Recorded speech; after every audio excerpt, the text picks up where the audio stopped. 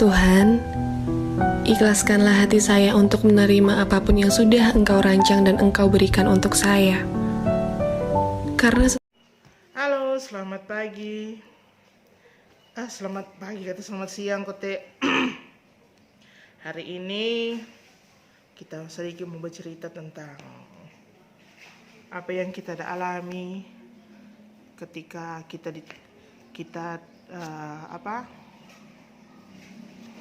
Tuhan ambil kita pe suami.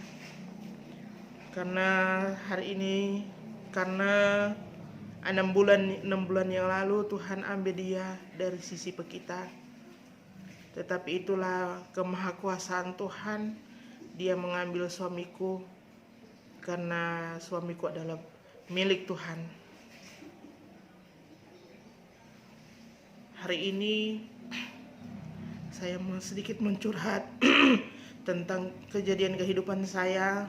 Saya sungguh terpuruk dengan keadaan itu, tetapi ya itulah yang terjadi dalam hidup saya. Maka dari itu saya pun di balik duka yang saya alami ada rasa bersyukur pada Tuhan, karena Tuhan masih memimpin kehidupan saya. Kalau tidak ada Tuhan sampai saat ini, kita sering tahu apa yang terjadi. Tetapi saya hanya bisa katakan Tuhan itu sungguh baik dalam hidup saya, dalam keluarga saya, kakak beradik.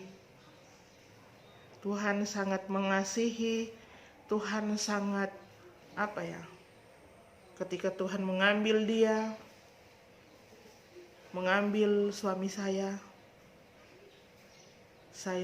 hanya manusia biasa yang tidak mengerti dengan apa rancangannya Tuhan. Mungkin sekarang kita tidak mengerti dengan Tuhan bermaksud bagi kita dalam hidup. Tetapi satu kali kelak Tuhan kita akan menyadari bahwa apa yang Tuhan buat itu baik adanya. Kita mau cerita sedikit DP kronologi. Bulan Januari, tepatnya sekitar tanggal 20-an itu, suami saya menderita jatuh sakit tiba-tiba bulan Januari, dan dia dapat sakit sama dengan kalau mau itu vertigo DP nama, sakit di bagian kepala, dia putar-putar, pusing-pusing, dia putar-putar, dia menderita sakit, sempat bolak-balik ke dokter, dokter ahli saraf maupun dokter awalui. Ada sedikit perubahan yang terjadi pada sekitar bulan Maret, awal-awal minggu pertama dari DP sakit itu. Ada ya boleh dikatakan menuju ke arah yang lebih bagus, alias semua mulai ada tanda-tanda sehat. Ada pusing-pusing, senyandak sama dengan tuh beberapa bulan yang sebelumnya. DP sakit itu vertigo, pergi dokter, bolak-balik dokter, dan itulah usaha yang kami keluarga lakukan selama dia menderita sakit. Rupanya sakit itu keadaan itu. Kita pun tidak percaya. Ketika tanggal 26 Maret 2021, tanggal 26 Maret 2021, Tuhan menyatakan kuasanya dalam kehidupan saya dan suami saya, yaitu lewat dipanggilnya dia ke rumah Bapa di surga. Sungguh kita sangat terpukul sekali dengan keadaan itu, karena memang kita pengharapan hidup, kita tanpa sandaran hidup, semua pekerjaan apa dia baking, kami Torang sempat berusaha di Tawaang bikin kandang babi, tetapi juga berkebun. Semua itu dilaksanakan dia dengan sukacita, tanpa ada rasa, mungkin rasa siksa di dalam hati, tapi dia tidak pernah bilang ke kita sebagai istri, tidak pernah mengeluh, tidak pernah untuk dia ada. Setiap rumah tangga pasti ada perselisihan sedikit-sedikit, tetapi kami berdua mampu untuk menyelesaikan semuanya itu. Kami mampu menyelesaikan semuanya itu, dan kami pun selama berumah tangga kurang lebih 13 tahun. Orang berumah tangga 13 tahun lebih.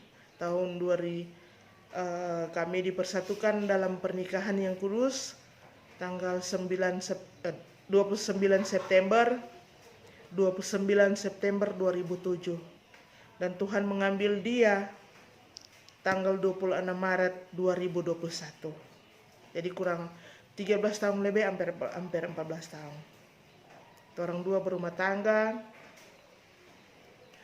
Dalam rumah tangga kami tidak dikaruniai anak, tetapi banyak berkat yang Tuhan sudah kasih dalam kehidupan saya dan keluarga dan suami.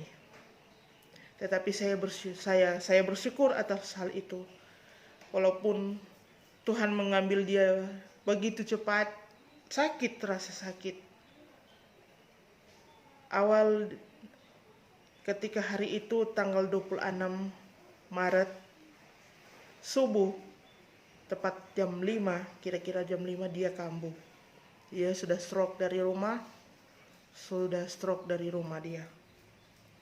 Di rumah di Tawaang. Kemudian orang bawa dia di rumah sakit Kaloran Amurang, ditangani oleh dokter, para medis, para perawat, dokter, medis, dan perawat semua. Digotong, bawa dengan oto dengan keluarga Paulus Tembelaka. Mereka punya mobil kami pakai untuk membawa almarhum suami saya ke rumah sakit waktu itu.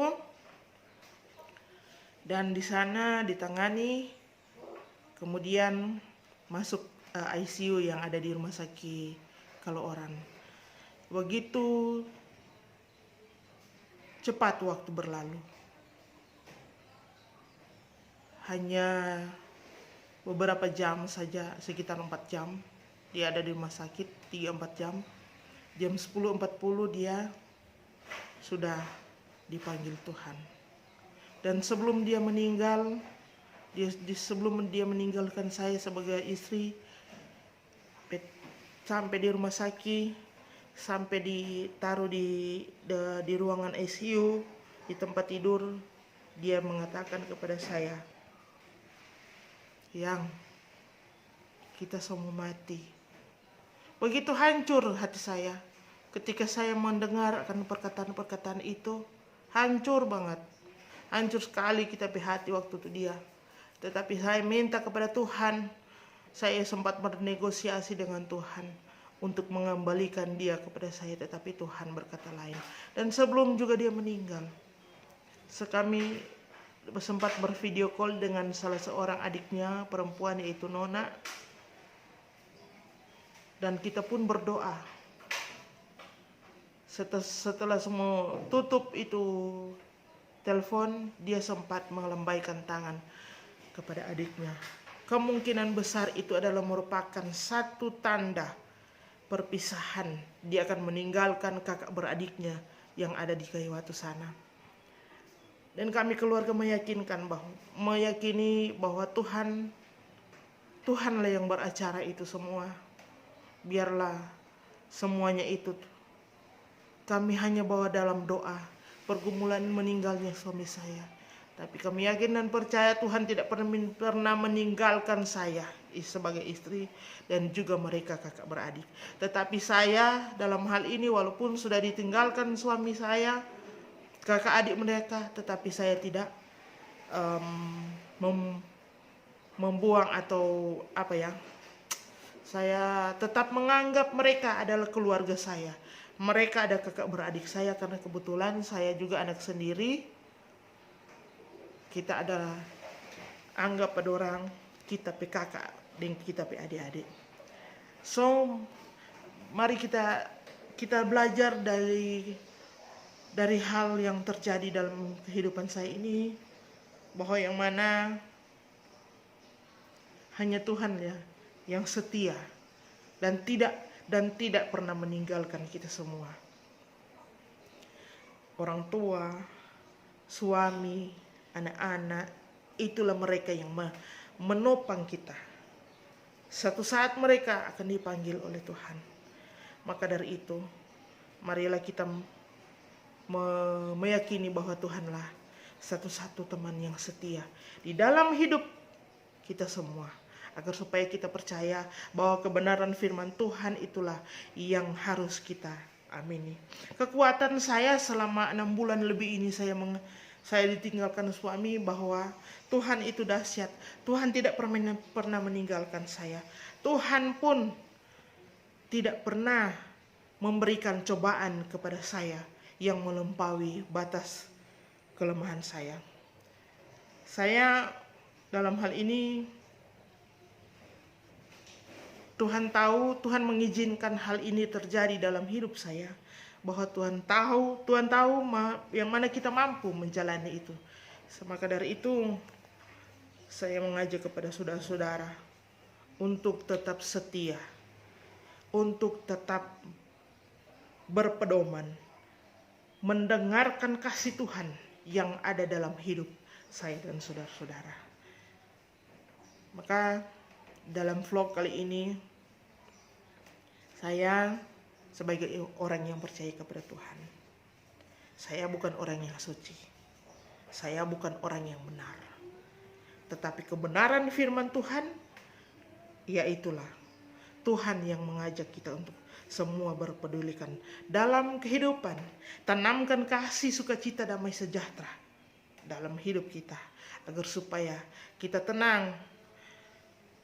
Jujur saudara-saudara, saya mengikhlaskan dia yang suami saya sudah pergi bersama Tuhan. Tetapi untuk kenyataan yang ini, saya belum bisa menerima kenyataan dengan hidup saya ketika Tuhan mengambil dia. Dan marilah saya berharap kepada saudara-saudara untuk saling menopang,